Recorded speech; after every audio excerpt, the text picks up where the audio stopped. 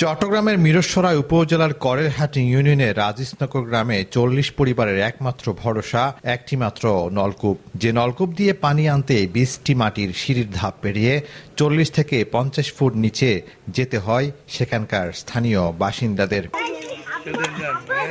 সরজমিনে গিয়ে দেখা যায় সেখানে ৪০ থেকে ৫০ ফুট নিচে একটি নলকূপের পানির অপেক্ষায় উপরে দাঁড়িয়ে আছে ৭-৮ জন মহিলা। কিছুক্ষণ পর একজন করে মাটির সিঁড়ির ২০টি ধাপ পেরিয়ে কূপের গভীরে গিয়ে নলকূপ থেকে পানি আনতে দেখা যায়। স্থানীয় বাসিন্দারা জানান, বিগত ৫ বছর আগে ওই এলাকায় পানির সংকট দেখা দিলে স্থানীয় বেলাল উদ্দিন নামে এক বাসিন্দা এলাকার মানুষের কথা চিন্তা করে এনজিও থেকে ঋণ নিয়ে একটি স্যালো টিউবওয়েল স্থাপন করেন। পানি নিতে আসা শাহিনা আক্তার নামে এক মহিলা জানান, সকাল ৬টা থেকে কলসি করে এখান থেকে পানি নেওয়া শুরু।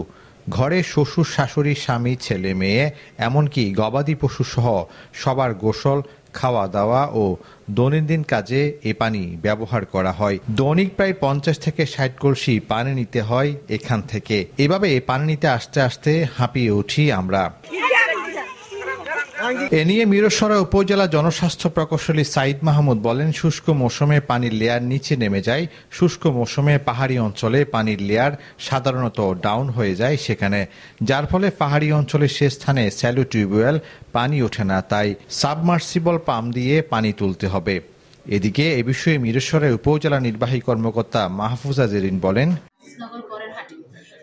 পানি সুপেয় পানির কষ্ট করছে জনগণ, এই বিষয়টা নিয়ে জনস্বাস্থ্য প্রকৌশলীর সাথে কথা বলে আমরা খুব দ্রুতই তাদের সুপেয় পানির ব্যবস্থা করব। মিরসরাই উপজেলা প্রতিনিধি কামরুল হাসানের পাঠানো তথ্য ভিডিও চিত্রে নিউজ ডেস্ক, প্রতিদিনের কাগজ।